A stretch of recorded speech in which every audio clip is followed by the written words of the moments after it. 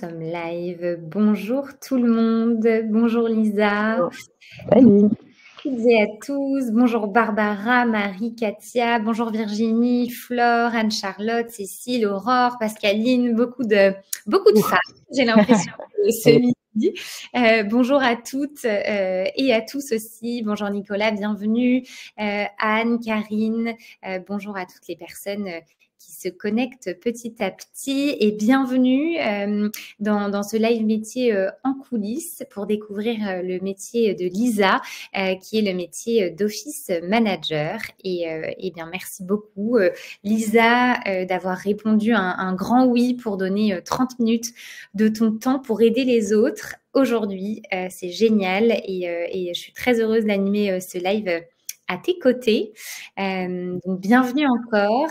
Pour toutes les personnes qui sont connectées ce midi, l'idée vraiment est que ce live soit le plus interactif possible. Donc vraiment, n'hésitez pas à poser toutes vos questions dans le chat.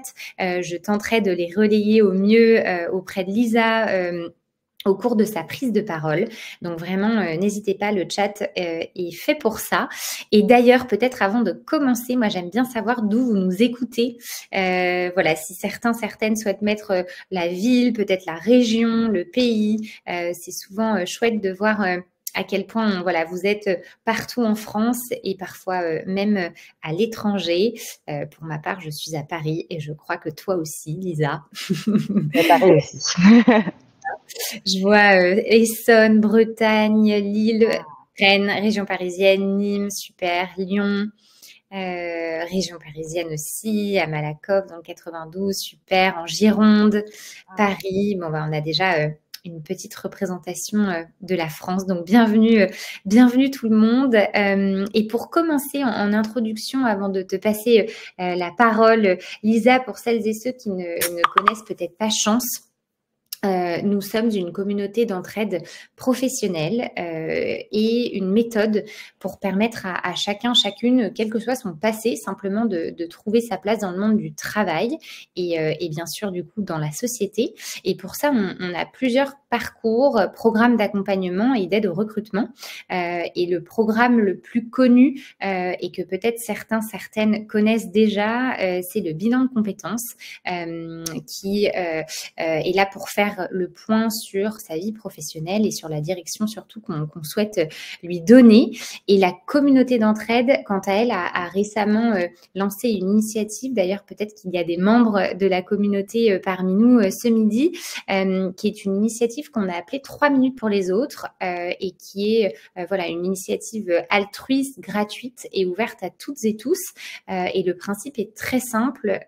C'est simplement s'engager en tant que membre de la communauté et recevoir tous les jeudis matins une liste de 10 personnes qui ont besoin d'un coup de pouce professionnel et que vous pourriez peut-être aider.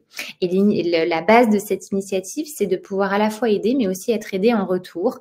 Donc, si certaines souhaitent rejoindre cette communauté, eh bien, n'hésitez pas. Et d'ailleurs, le live métier qu'on s'apprête à vivre avec toi, justement, Lisa, eh bien, c'est de l'entraide, justement. Lisa a accepté bénévolement voilà, de donner 30 minutes de son temps pour parler de son métier, pour vous en présenter la réalité et puis pour répondre à toutes vos questions. Donc, merci encore Lisa.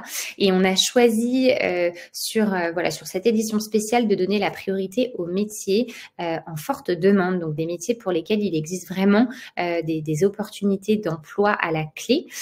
Donc d'ailleurs, si vous êtes intéressé pour postuler sur ce type de métier à la suite du live, n'hésitez surtout pas à nous contacter. Je vous donnerai un petit lien à la suite du live.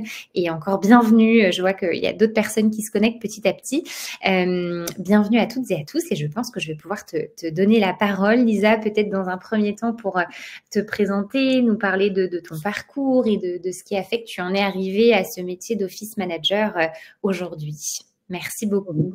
Ben, merci à toi, c'est trop chouette de pouvoir partager tout ça aujourd'hui et bienvenue du coup à tous. Alors moi du coup, j'ai commencé avec des études en gestion de projet dans la culture notamment. J'étais vraiment intéressée. Mon petit rêve à moi, c'était quand même de bosser dans des festivals. Donc j'en suis loin aujourd'hui, mais pas tant comme ça. Donc, on va l'expliquer. Mais j'ai donc travaillé voilà, en tant que dans des études de gestion de projet, dans la culture, management de la culture. Et j'ai commencé un petit peu à toucher un peu à l'événementiel et je me suis dit, oh, ça peut être sympa comme secteur d'activité. Donc, j'ai commencé avec une première expérience en commercial et gestion de lieux événementiels. Donc, ça n'a pas duré très longtemps, ça m'a pas tant plu que ça. Et j'ai rejoint mon premier vrai métier, on va dire, en chef de projet événementiel, du coup, dans une agence de Neuilly, avec laquelle j'ai travaillé pendant presque plus de 2 ans, je pense bien, mais donc plus de 2 ans avec un petit peu de Covid, forcément, qui s'est arrivé par là et qui a un petit peu tout chamboulé. Et à l'époque, bon, bah voilà, s'il y a des personnes qui travaillent ou qui ont travaillé à ce moment-là dans le métier de l'événementiel, c'était très compliqué. On pensait que le métier allait pas forcément repartir, ou du moins pas tout de suite. Donc j'ai commencé à pas mal me poser des questions et aussi sur moi-même, forcément. Et je me suis dit, bon, qu'est-ce que je fais? Et on m'a parlé du métier d'office manager, qui au départ, on me l'a présenté comme, ah, ben, ça ressemble un petit peu avec à ce que tu fais, mais avec d'autres petites missions en plus. Bon, je me suis dit, voyons ça. Donc, j'avais commencé à regarder un peu des offres d'emploi dans le domaine et j'ai découvert une offre qui me correspondait bien, où il y avait beaucoup de communication et d'événementiel interne notamment. Donc, je me suis dit, allez, tentons. Et du coup, j'ai travaillé, donc c'était il y a maintenant presque 4 ans, dans ma première expérience en tant qu'office, donc pour une agence immobilière digitale.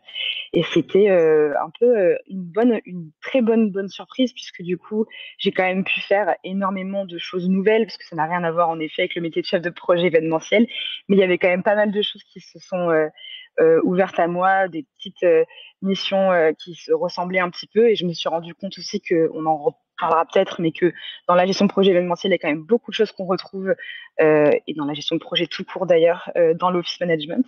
Et du coup, je suis restée 1 an et demi dans cette première expérience. Et après, il y a du coup maintenant presque un peu plus de 2 ans, j'ai rejoint du coup Ubique, dans laquelle je suis aujourd'hui, toujours en chef de projet, donc office et event manager. Voilà. Génial, merci beaucoup pour cette chouette introduction.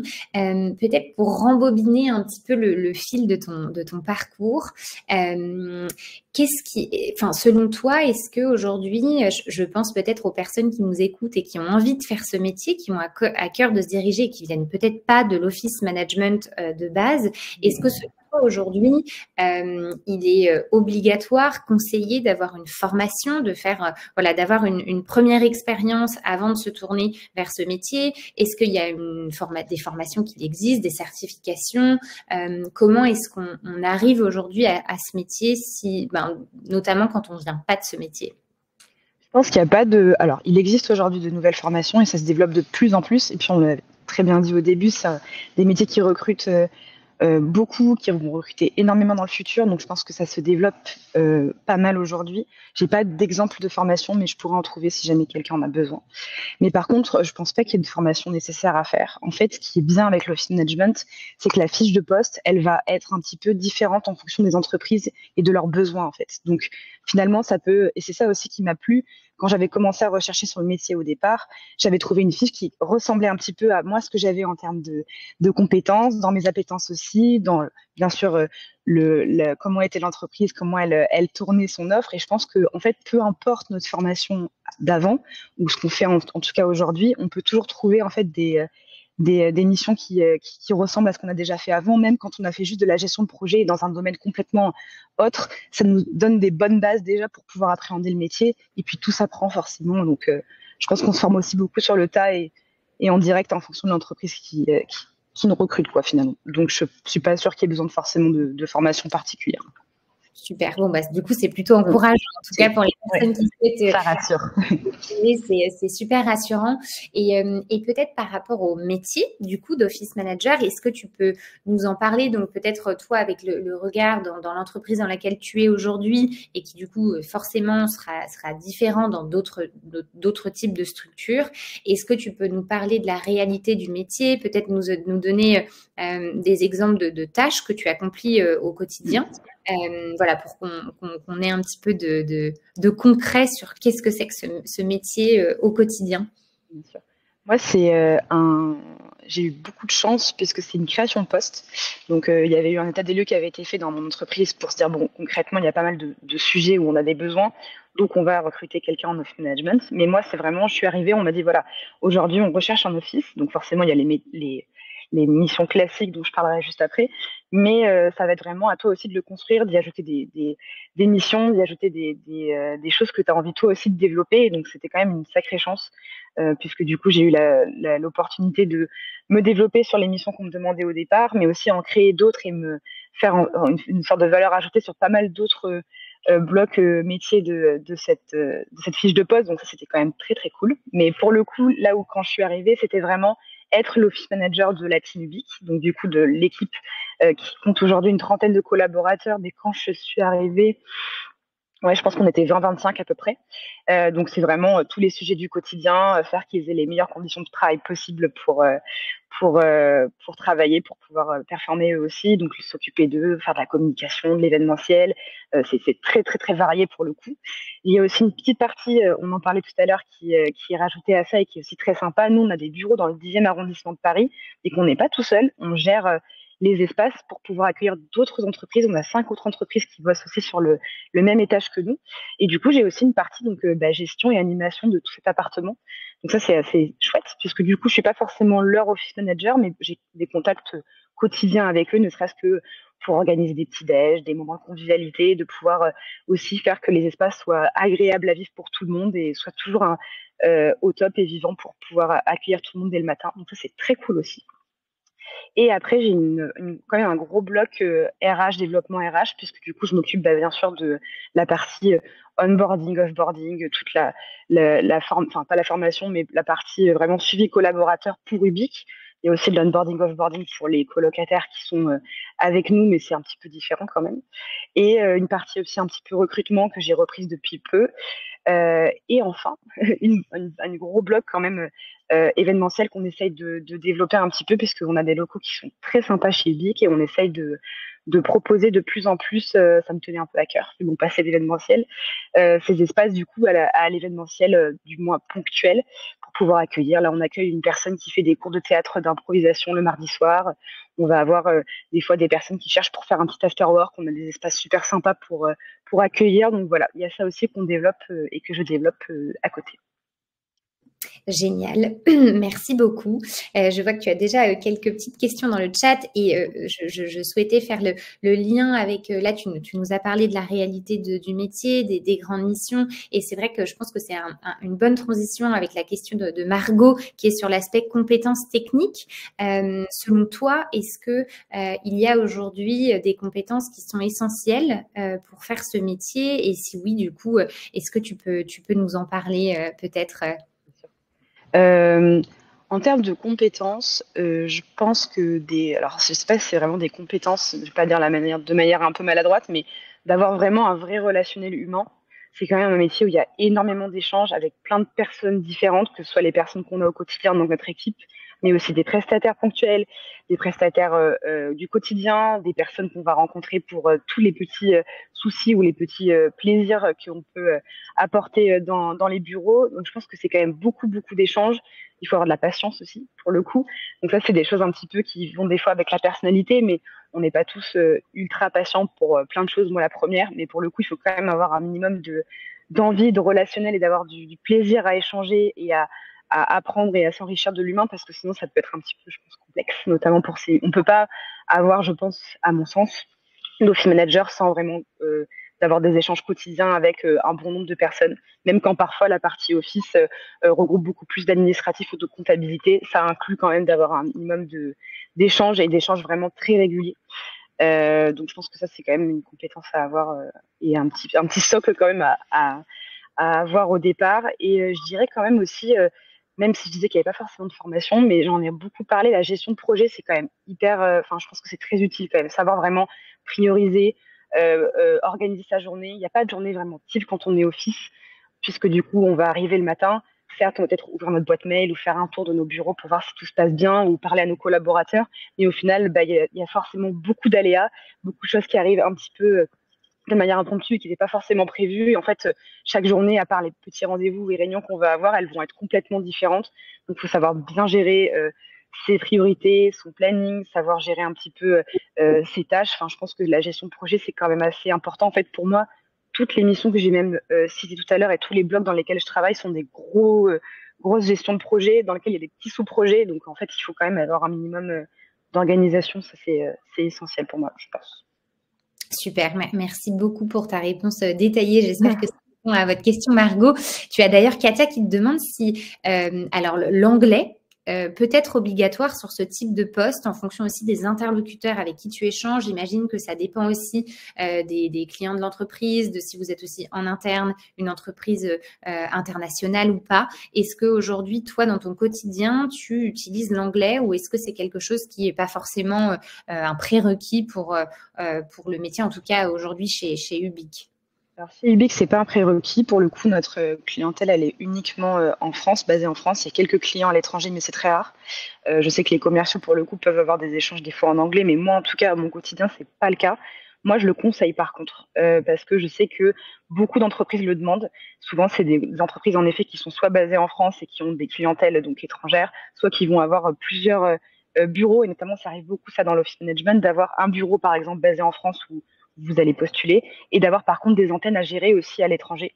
Et c'est vrai que c'est quand même demandé. Donc je sais que pour mon ancienne expérience aussi en office, c'était pas obligatoire, mais je m'étais quand même pris des petits cours à côté. Et je m'étais un petit peu fait quelques formations de manière individuelle, mais elles peuvent être aussi prises en charge souvent par l'entreprise, mais pour pouvoir avoir un niveau. Et je pense que quand on postule, c'est souvent un vrai plus. Donc sauf si vraiment c'est une entreprise qui n'a pas d'ambition à développer son produit ou son secteur d'activité à l'international, mais c'est quand même mieux, je pense. Super. Merci beaucoup, Lisa. J'espère que ça répond aussi à votre question, Katia. Je vais essayer de regrouper quelques questions dans une parce que ce métier, en tout cas cet intitulé, peut varier en fonction de la taille de structure. C'est vrai qu'on entend plusieurs intitulés de métiers sur un métier qui parfois au final est quasiment le même ou pas en fonction de la structure. Donc tu as Anaïs qui te demandait en termes de taille d'entreprise, est-ce que ce poste intervient plus dans justement des grosses structures que dans des petites PME par exemple, peut-être même davantage dans des startups qui sont souvent plus modernes dans leur façon justement de voir le bien-être au travail. Donc ça c'est, je pense, la première question. Peut-être si tu peux nous donner quelques éléments sur l'intitulé du métier qui peut être différent en fonction de la taille de l'entreprise. Ça, c'était une question de Naïs. Et tu avais Amandine au début qui nous demandait si ce job avait un lien avec le terme Facility Manager. Je ne sais pas si ce terme te parle ou pas. Oui, si. Et Karel, justement, qui rebondit en disant, est-ce que ce métier se rapproche du principe Diversity, Equity and Inclusion qui se développe beaucoup dans les entreprises IT et dans les startups?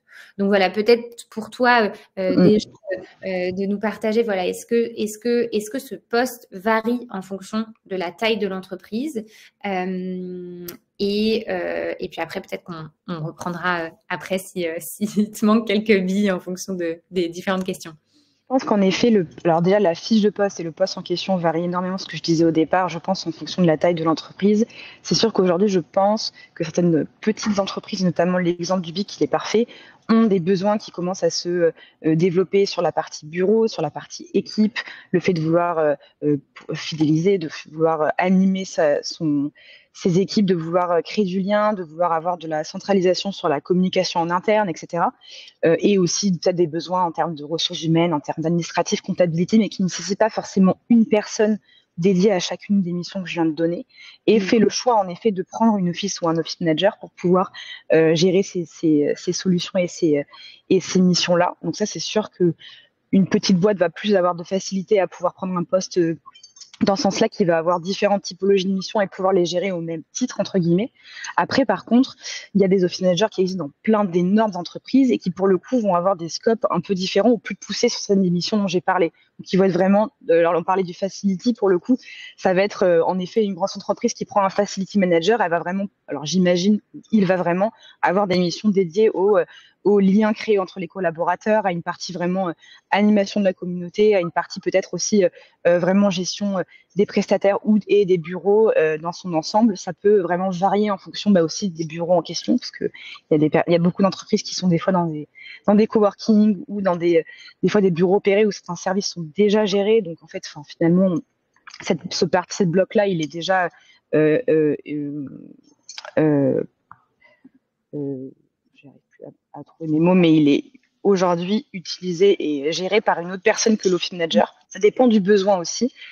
Forcément, quand on a des grosses entreprises, il y a des fois aussi plusieurs office managers et qui vont avoir chacun des fois leur spécificité. Il va y avoir un socle RH qui va avoir une personne en chief, soit people, ou qui va vraiment être un office manager senior et qui va avoir sous son égide quelqu'un vraiment dédié à la partie formation, onboarding, une personne à la partie vraiment bureau et gestion des prestataires, et une autre personne plus à la partie communication. Enfin, tout dépend en fait. Mais c'est beaucoup de titres qui des fois se croisent un petit peu ou veulent dire la même chose, mais en effet, c'est en fonction de la taille, ça peut vouloir aussi dire un focus sur des missions en particulier, plus que dans les petites boîtes où ça va être très complet ou pour le coup assez diversifié en termes de missions. Ouais. Super, merci beaucoup pour ta réponse très, très riche. Et par rapport aux différents termes, donc le fameux terme Facility Manager, est-ce que tu y vois une cohérence? Est-ce que c'est deux métiers qui se rejoignent? Qu'est-ce que tu penses de ça? C'est une très bonne question. Pour le coup, là, si on me demandait toute seule, là, qu'est-ce que je pense du Facility Manager, je dirais ce que j'ai dit juste avant, ça serait plutôt quelqu'un qui serait pour le coup en majorité dédié à vraiment la communauté, la création de liens et aux équipes. Mais oui. Après, en fait, tout dépend. Il y a beaucoup d'entreprises qui créent des fiches de poste avec ce titre-là et qui, en fait, ont embauché clairement quelqu'un en office manager. Et à l'inverse, il y a des office managers qui sont clairement plus facility, puisqu'il y a certains blocs de missions qui ne sont pas forcément inclus dans leur scope et qui, en fait, finalement, font plus de facility que du global office management. Ça dépend. Je trouve que ça dépend vraiment de l'entreprise en question aussi, et notamment de l'ambition de l'entreprise, de l'ambition de la personne qui a été recrutée également. Donc, facility, j'aurais tendance à dire, ça va toucher un peu vraiment à la partie gestion des espaces, et c'est très souvent, ou une majorité du temps, par exemple, dans des espaces de coworking, d'ailleurs des facility managers qui vont être là pour pouvoir gérer toute la partie espace, vie des bureaux, mais également le lien entre les différentes entreprises qui sont présentes, etc. J'aurais plutôt dit ça pour le coup, mais après, peut-être que c'est pas forcément le meilleur avis. Et je pense que tu as raison, ça varie en fait en fonction de la taille de l'entreprise, des besoins, etc. Et tu as d'ailleurs Eve qui te dit, dans les grosses structures, un facility manager est la personne en charge des moyens généraux. Donc, tu vois, par exemple, ça peut être aussi, en effet, dans des coworking, une personne qui va gérer aussi toute la partie un peu service technique, qui va gérer que l'équipe de ménage soit bien présente, etc. Donc, c'est vrai que je pense que ça doit varier. Et Cindy rajoute, ce sont des métiers qui pivotent effectivement dans mon entreprise. 2300 collaborateurs, on fonctionne en facility management et je les pilote en tant qu'office event manager en interne. Auparavant, on appelait ça services généraux, puis direction de l'environnement de travail. Voilà, en effet. Et puis ça évolue pas mal. Je pense que c'est aussi office management. Déjà, c'est un nouveau terme entre guillemets, dans le sens où le métier purement avec des vraies bases, une vraie définition, ça fait pas si longtemps que ça qu'il est assez cadré, je trouve. Et maintenant, il y a aussi beaucoup de termes qui commencent vraiment à spécifier ce qui était dit en commentaire, à spécifier vraiment certaines parties de mission, certaines scopes de mission qui, pour le coup, à l'époque, étaient un peu en fourre-tout dans l'office. Et pour le coup, c'est pour moi, le facility, moi, j'en fais au quotidien, mais c'est pas mon titre principal parce qu'il y a d'autres blocs qui se rajoutent. Donc, je pense que c'est ça aussi ce qui a été dit pour le coup. Super, merci beaucoup. Merci pour vos réactions et vos questions. Je vois qu'il est déjà 12h25. Moi, j'ai à cœur de te parler aussi un petit peu du pilier impératif. Est-ce que tu peux nous en dire plus sur, en fait, quels sont tes horaires au quotidien? Est-ce que toi, tu as des déplacements à faire? Comment est-ce que tu concilies aujourd'hui ta vie, ton équilibre vie professionnelle, vie personnelle aussi? Parce que je pense que c'est important. C'est un sujet qui est assez clé et dont on parle beaucoup aujourd'hui. Voilà, est-ce que tu peux nous parler plutôt de cet aspect impératif? Je sais que tu avais aussi une question qui est arrivée dans les premières questions. Je crois que c'était Naïs qui te demandait aussi éventuellement une fourchette de salaire. Après, j'imagine que ça dépend aussi bien sûr en fonction des entreprises, à quel niveau tu arrives sur ce poste. Mais voilà, si tu as une petite idée à nous donner de fourchette, ça serait super et tu peux inclure ça dans les impératifs. Complètement. Pour le coup, alors je vais parler de mes 2 expériences parce que c'était un petit peu différent. Moi, j'avais une ancienne entreprise du coup dans laquelle j'ai travaillé au tout départ en tant qu'office manager où les horaires c'était un peu plus cadré dans le sens où je faisais l'ouverture des bureaux 1 à 2 fois par semaine. Donc là, pour le coup, je devais venir. Alors, je sais plus à l'époque, je crois que c'était 9 heures. Mais c'était donc un petit peu différent parce qu'il y avait un vrai impératif. Il faut ouvrir aux gens qui viennent travailler, donc quand même. Et le soir, par contre, pour le coup, il n'y avait pas forcément de finalité en termes d'horaire. C'était un petit peu flexible dans le sens où, du bon sens, quand on a fini ses missions, ses réunions de la journée, qu'on a terminé, qu'on sent que tout est bon pour le lendemain, on s'en va.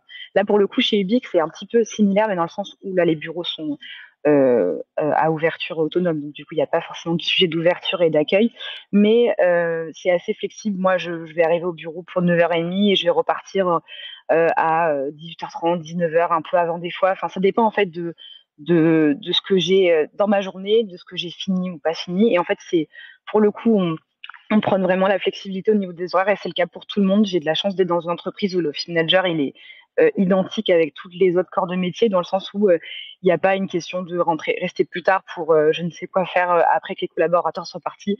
Si j'ai envie, et ça touche du coup un petit peu l'équilibre pro-perso, mais si j'ai envie d'aller sortir avec des amis, faire du sport, que sais-je, après mon travail et que je dois partir un peu plus tôt que d'habitude, il n'y a aucun souci tant que le travail est fait. Enfin, c'est du bon sens. Donc pour le coup, pour la plage horaire, c'est complètement flexible, mais c'est à peu près dans ces zones-là. Après, c'était donc du coup, tu me disais les horaires, j'avais plus en question. Horaire, si tu as des déplacements et puis Ah oui, éventuellement la partie salaire. bien sûr.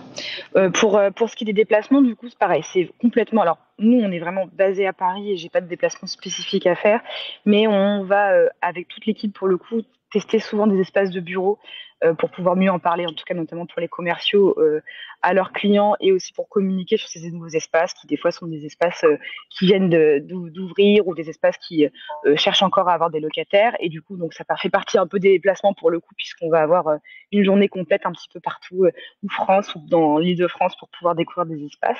Et puis ça m'arrive de pouvoir aller soit chercher s'il y a des besoins particuliers pour un événement, par exemple, de pouvoir aller à droite à gauche pour pouvoir faire quelques achats ou pour pouvoir. J'aime bien aller chercher des goûters à l'équipe. Moi, c'est mon petit truc. Je pense qu'ils ont pris plus 5 kilos pour ceux qui sont là depuis que je suis arrivée à chaque fois avec tout ce que je ramène en nourriture. Mais voilà, c'est mes petits trucs à moi. Mais après, ça peut être vraiment variant en fonction du poste aussi. Moi, j'essaye de m'organiser pour avoir quand même toute la partie un petit peu logistique et achat qui soit vraiment plus des livraisons. Mais j'ai du ponctuel qui se fait aux alentours. Pas de déplacement puisqu'on n'a qu'un bureau. Donc, du coup, il n'y a pas de ce côté aller voir d'autres équipes ailleurs ou d'autres bureaux pour voir si tout se passe bien en France, par exemple. Voilà. Et pour la partie salaire, ça c'est un grand sujet. Grand sujet, pourquoi je souris, c'est parce que c'est toujours bien connu que la partie office, c'est un petit peu le bazar, puisque c'est pas du tout encore très bien cadré, puisqu'en effet, comme on vient de le dire, il y a plein de terminologies différentes, il y a plein de typologies de missions. On va constater souvent, sans donner de chiffres pour pas donner de fausses informations, mais que des office managers qui sont recrutés avec des missions plus administratives, comptabilité ou ressources humaines vont être un peu mieux payés que des personnes qui vont être recrutées dans de l'office manager classique, entre guillemets, dans le sens où avec du facility, avec de l'happiness, avec de la partie communication et gestion des bureaux. Pour la fourchette, c'est très dur à dire. En fait, ça dépend de l'expérience souhaitée par l'entreprise et l'expérience qu'a la personne qui rejoint pour le coup l'entreprise en question également. Ça dépend de la seniorité forcément. On sait que les office managers, je crois que pour ce qui est un office manager senior, ça peut aller jusqu'à 42 000 euros par an, pardon, en fonction, mais du coup de l'entreprise en question, des besoins qu'elle a aussi, c'est très divers en fait. Et pour le coup, c'est un vrai sujet que je trouve intéressant puisqu'aujourd'hui on trouve un peu tout et n'importe quoi quand on cherche une fourchette.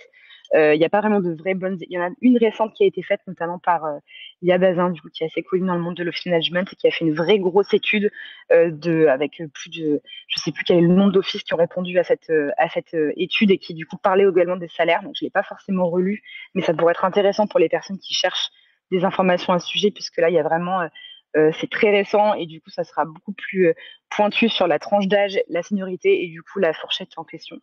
Mais du coup ouais, ça varie énormément aussi de l'entreprise. Très souvent ça va commencer quand même assez bas. voilà, faut se battre et montrer aussi ses talents pour pouvoir prouver qu'on mérite un salaire autant que certaines autres gestions de projet et autres métiers dans ce style.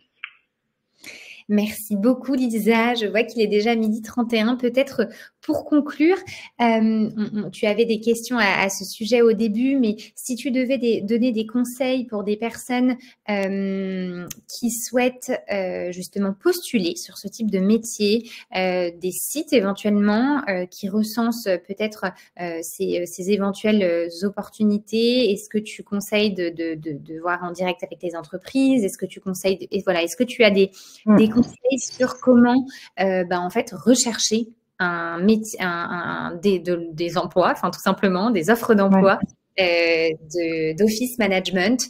Et aussi, je reprendrai volontiers juste le nom de l'étude que tu as partagée pour la mettre dans le chat pour que voilà, il y a une petite question de Véronique. Bien sûr. Mais alors pour le coup, le nom exact de l'office, de l'étude, je l'ai pas, mais je vous conseille d'aller sur le club des office managers qui a été créé par Lia Biazara et qui pour le coup recense beaucoup d'actualités et de sujets sur l'office management, beaucoup d'articles aussi, et ou sur sa page LinkedIn d'ailleurs. Je pourrais envoyer le nom exact sur le chat si besoin. Et elle, pour le coup, elle est assez réactive et elle a une énorme communauté derrière, parce que du coup, c'est elle qui a créé le salon des office managers, qui a lieu du coup tous les ans et qui permet du coup, c'est un salon, le seul salon pour les office managers et qui est vraiment complètement dédié. Et c'est elle aussi, du coup, qui a vraiment commencé à créer le plus gros, je pense, sans vouloir dire de bêtises, Slack des offices. Alors là, pour le coup, il faut être déjà office manager pour le rejoindre, mais pareil, qui est une mine d'or incroyable avec, en termes d'échanges et de tips, de conseils par rapport à plein de sujets et d'actualités des office managers. Et du coup, je pense que en effet, sur sa page LinkedIn et ou sur ce site, en tout cas, qu'elle a créé, il est sûr qu'elle va partager l'étude d'ici peu si elle ne l'a pas déjà fait. Super, voilà. C'est partagé dans le chat en tout cas. Merci beaucoup. Merci. Si tu as quelques petits conseils simplement pour les recherches d'emploi. Bien sûr. Moi, c'est à titre personnel, mais je pense qu'on a tous des compétences, on le dit au départ, et des appétences aussi différentes. C'est hyper important de penser appétences dans le sens où on n'a pas, je trouve, enfin je me permets de dire ça, mais on n'a pas à accepter tout et n'importe quoi sous prétexte que, bon, bah, au pire, j'ai un peu forcé. Si on a des choses qu'on n'aime vraiment pas ou on n'est pas du tout au fait de pouvoir grandir ou apprendre sur ces types de missions, il ne faut pas forcément se forcer. Et du coup, je conseille vraiment de chercher notamment sur Welcome to the Jungle et de vraiment regarder la fiche de poste, regarder comment l'entreprise, qu'est-ce qu'elle attend vraiment de cet office manager, comment elle le perçoit, est-ce qu'elle lui dédie moi par exemple c'était hyper important, c'est une entreprise qui dédie vraiment beaucoup de ses missions à l'humain, à la création de liens, à l'événementiel, à la communication, que ce soit plus que des missions purement administratives qui peuvent plaire beaucoup plus à d'autres typologies de personnes qui vont être plus réservées ou plus en adéquation avec ces missions-là.